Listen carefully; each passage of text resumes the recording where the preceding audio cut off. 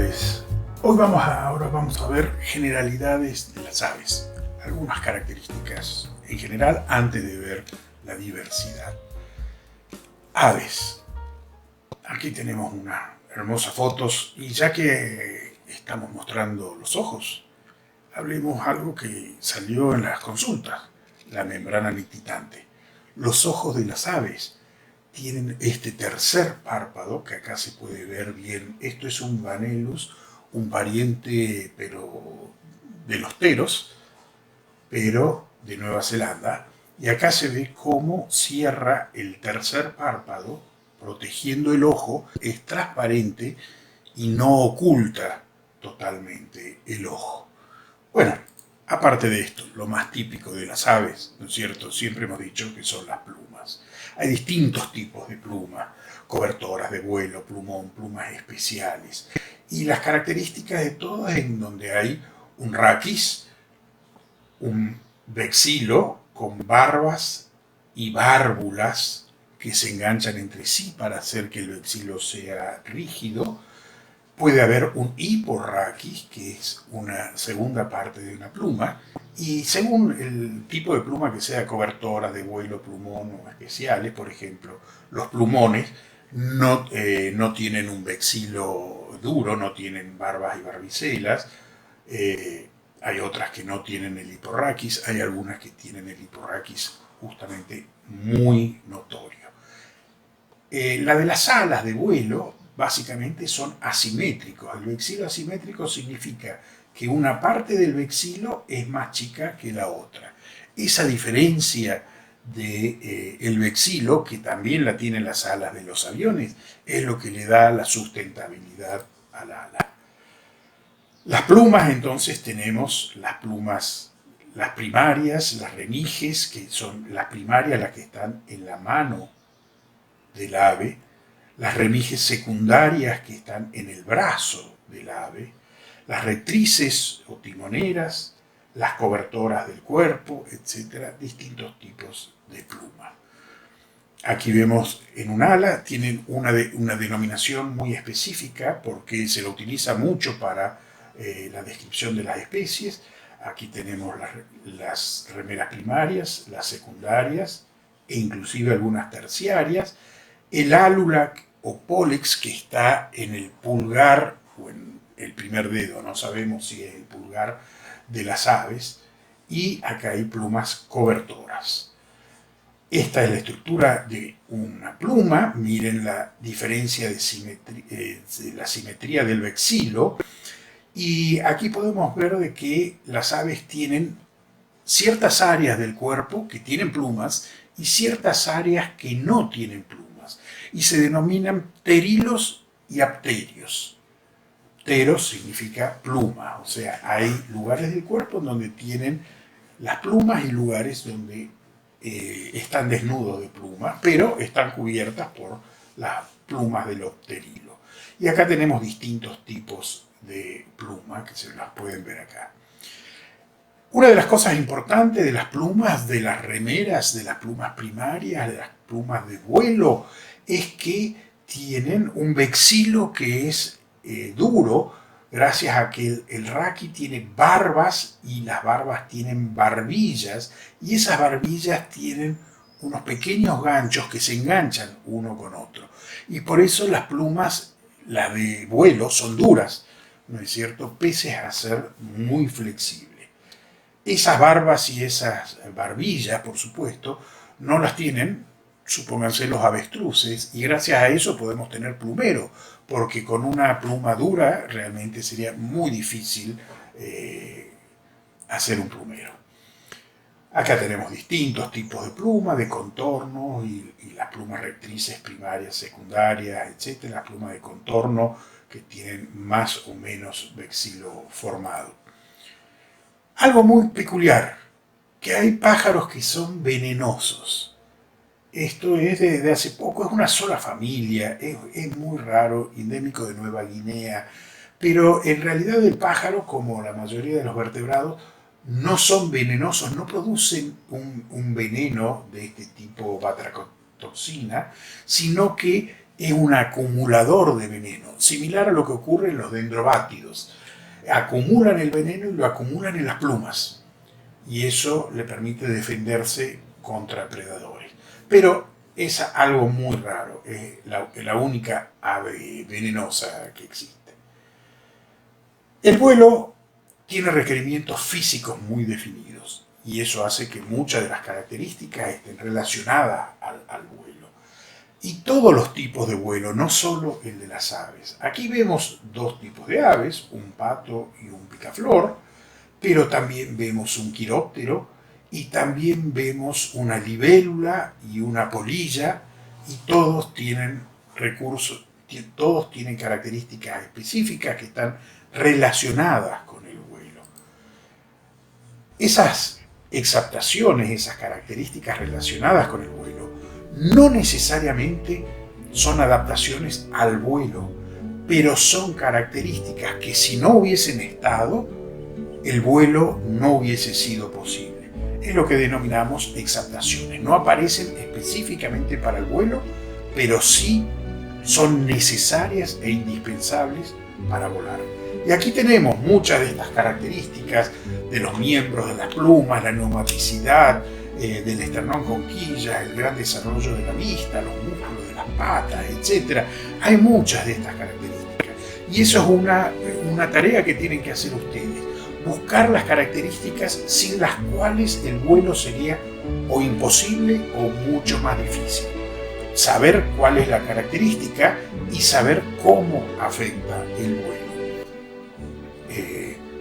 Esto, por supuesto, en las aves ya hemos visto que muchas de las características no necesariamente aparecen para el vuelo o en las aves. Las plumas no aparecen con esa función primaria, sino que es una exaptación.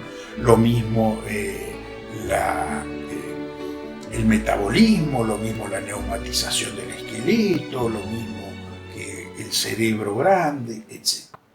Una de las características más peculiares es los músculos, las musculaturas del vuelo, de los músculos pectorales y supracoracoideos, que son los músculos que suben y bajan el ala, que se insertan en la quilla, el esternón que está agrandado, formando una quilla para dar un área de inserción muy grande a los músculos pectorales, que son los que bajan el ala y los que levantan el ala. En la famosa pechuga de los pollos, ¿no es cierto? Son dos músculos que cuando ustedes los separan a pechuga del pollo, los dos haces musculares se separan fácilmente. Son paralelos, pero sin embargo son antagónicos, porque mientras que uno baja el ala, la polea que hace el supracoracoideo permite subir el ala. Y aquí lo vamos a poder ver en esta animación de los gansos volando, muy típicamente. Entonces vemos que los músculos se están contrayendo uno u otro paquete muscular a medida que baja el ala o levanta el ala. Realmente, estos músculos tan poderosos necesitan un área de inserción muy grande, que es la quilla, es el esternón quillado, que les permite tener estos músculos particularmente poderosos. Aquí se ve cómo el músculo supracoracoideo hace una complicada vuelta en forma de polea y le permite levantar el ala. Realmente es un mecanismo extremadamente ingenioso.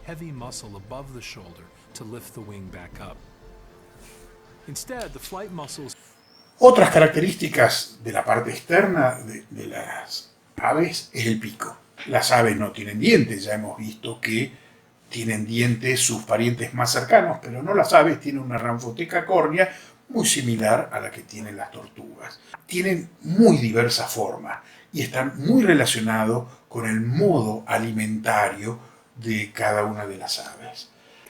La estructura del pico es muy peculiar, ¿no es cierto? Tiene todo una terminología que sirven para describirlo porque es una estructura muy peculiar de las aves. Algunos picos muy modificados, por ejemplo este que tiene el de un pato, que tiene una serie de laminillas, el pico, para poder filtrar organismos del agua.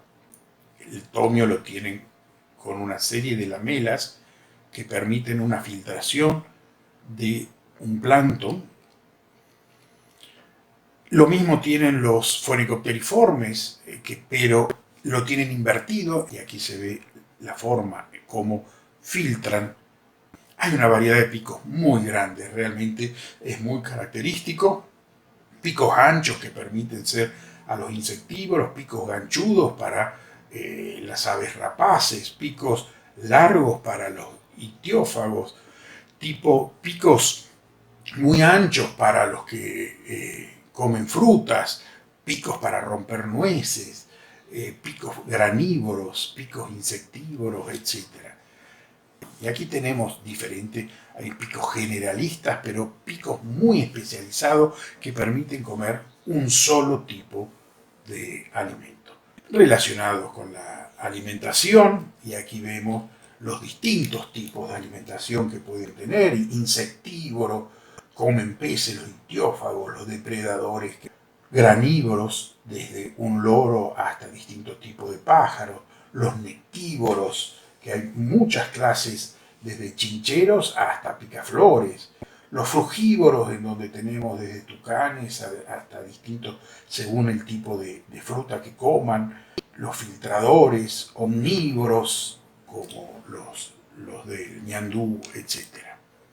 Las patas es otra de las características muy peculiares de las aves.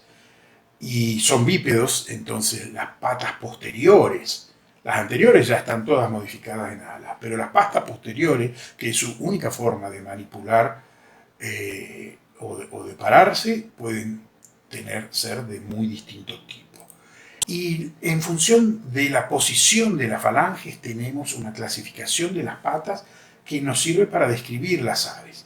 El pie anisodáctilo quizás sea el más general, en donde tenemos un dedo hacia atrás y el 2, 3 y 4 hacia adelante.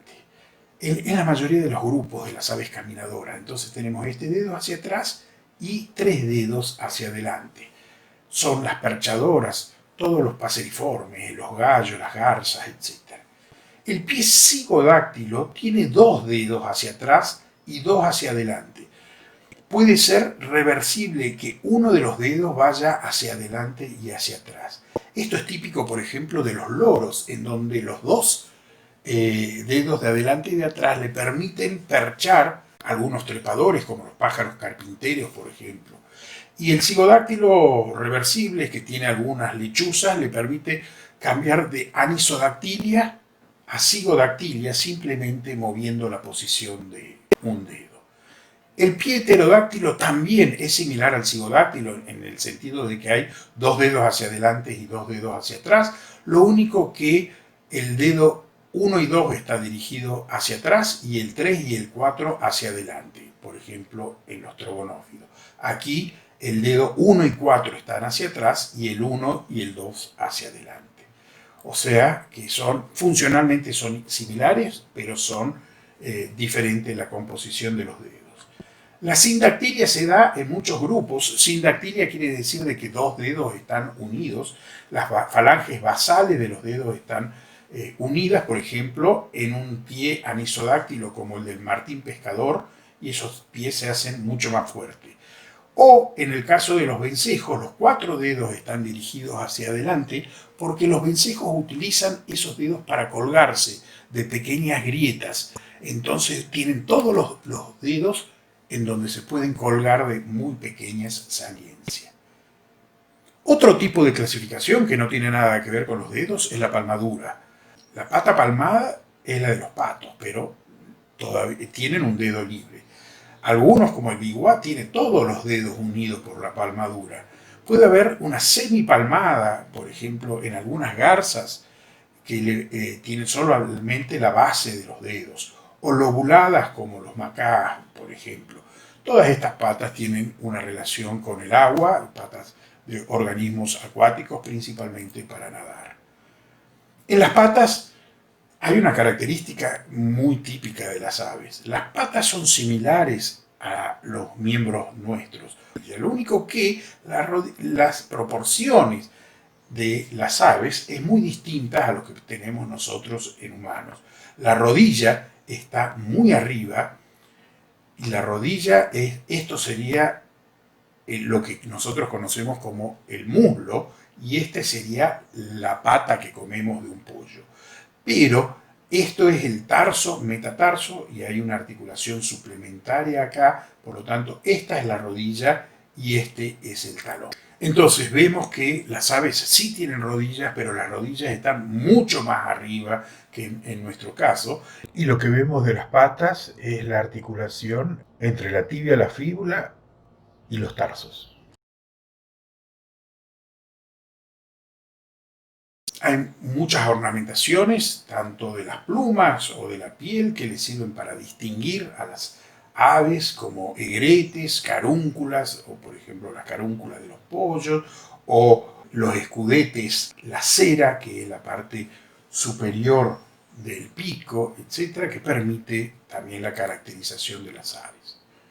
Algo muy típico de las aves también es su aparato fonador, la siringe, está relacionado con el sistema respiratorio, pero la siringe no está en la laringe, sino que la siringe es tráqueo-bronquial, está en la tráquea o en los bronquios, donde se separan. Nosotros tenemos en la laringe, mucho más adelante.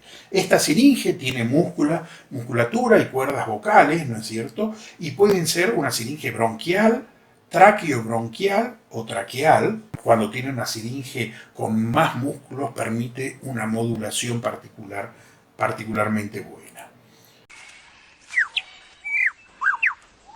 Y vemos un ave lira de Australia, que es el ave que puede imita los cantos de otras aves y tiene un repertorio extremadamente diverso. Realmente los cantos de estas aves liras cambian constantemente y es un placer escucharlo.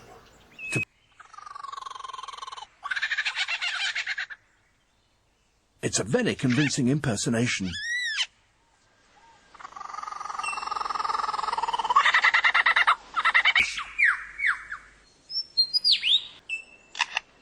That was a camera shutter.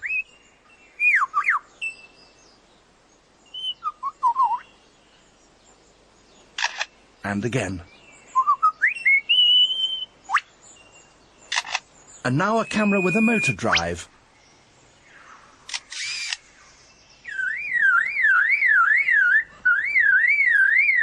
And that's a car alarm.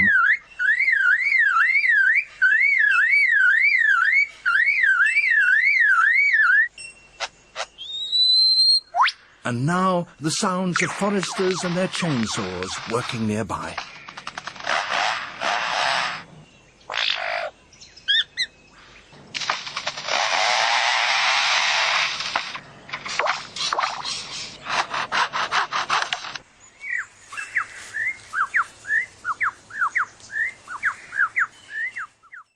Los nidos son muy diversos en las aves. Ya hemos visto la evolución de los nidos entre los distintos terópodos, y en las aves alcanzan un nivel de perfección o un nivel de complejidad, mejor dicho, extremada, como pueden ser estos nidos de boyeros, como pueden ser los nidos de los pájaros carpinteros o los de nuestra ave nacional, el hornero. ¿Qué es primero, el huevo o la gallina? Es una pregunta capciosa, pero sin embargo el huevo apareció antes que la gallina. El huevo es el huevo amniota de todos los amniotas, y la gallina realmente vino mucho tiempo después. Cuidado que hay una teoría, la teoría del gen egoísta, que dice que la gallina es la forma que tienen los huevos para reproducirse, porque la teoría del gen egoísta habla que lo importante de mantener en la historia evolutiva son los genes, no los fenotipos, y que simplemente los fenotipos es la forma de expresarse esos genes para poder reproducirse. Interesante esta teoría. Una vez que nacen del huevo, hay diferentes formas de nacer del huevo en la cantidad de albumen y de vitelo que tienen. Algunos son nidífugos y otros son nidícolas, o precoces y altriciales. Son dos estrategias que acá estamos viendo dos extremos de estas estrategias, pero hay muchos grises entre ellos. Están los nidícolas, en donde nacen con un desarrollo, que son estos de aquí de la derecha, nacen con un desarrollo temprano. Las aves son altriciales, los pichones son indefensos, faltan de su desarrollo y necesitan un gran cuidado parental. Invierten poco en el huevo, porque ponen poco alimento en el huevo, pero invierten mucho en cuidado parental. En cambio, los nidífugos, en donde los pichones que nacen del huevo como un pollito ya pueden caminar, alimentarse y están más o menos bien desarrollados, invierten más en el huevo y tienen un menor cuidado parental. Entre estas dos estrategias de reproducción hay muchos términos intermedios entre uno y otro. El parasitismo de incubación, que se da en muchos grupos, no solo en paseriformes, sino se dan en anátidos, en cuculiformes, en varios grupos de paseriformes. Este parasitismo implica que la hembra deposita sus huevos en el nido de otra especie que sabe que es nidícola y que cuida mucho a sus pichones. Acá tenemos algunos ejemplos de aves que son parasitismo de nidada. Los huevos a veces son distintos o a veces se camuflan con los otros y posteriormente los padres de ese nido alimentarán a los pichones. Un chingolo alimentando a un tordo, pero hay muchos tipos de parásitos y de parasitados. El parasitismo puede ser facultativo, obligatorio, en la misma especie o entre distintas especies. Y con respecto a la distribución de las aves que vuelan son cosmopolitas. Muchas de las aves están, porque no hay barreras físicas que le impidan su traslado. Inclusive el caso más típico es la migración que realizan los gansos por arriba del monte Everest, o sea, ni el Himalaya impide esa migración. Sin embargo, hay hotspots que básicamente están en la zona de la Amazonía, Colombia, Perú, etcétera, es donde hay una gran diversidad de aves. También está en la zona tropical de África y en el sudeste asiático. Y debido a esta gran vagilidad, o sea, capacidad de moverse de las aves, realmente hay pocas aves que sean endémicas de una región. Son contados con los dedos de una mano. En el caso de la región neotropical, nosotros tenemos varios grupos que son endémicos únicamente de Sudamérica o neotropicales, como los reides y los tinamiformes. Bueno, son aves que no vuelan o vuelan muy poco, entonces su agilidad está reducida. Los anímides, pero son los chajá, que son terrestres. Hay muchos galliformes que también tienen un vuelo relativamente reducido, o los cariamiformes, y algunos otros grupos como los momótides y los ranfástides. Hay otras aves que son muy pocas de otros lugares. La zona de Australasia con los emus y los kiwis, por supuesto, son muy características. Y con esto, bueno, terminamos. Vamos a ver ahora la diversidad de los distintos grupos y la filogenia de las aves. Chau, chau.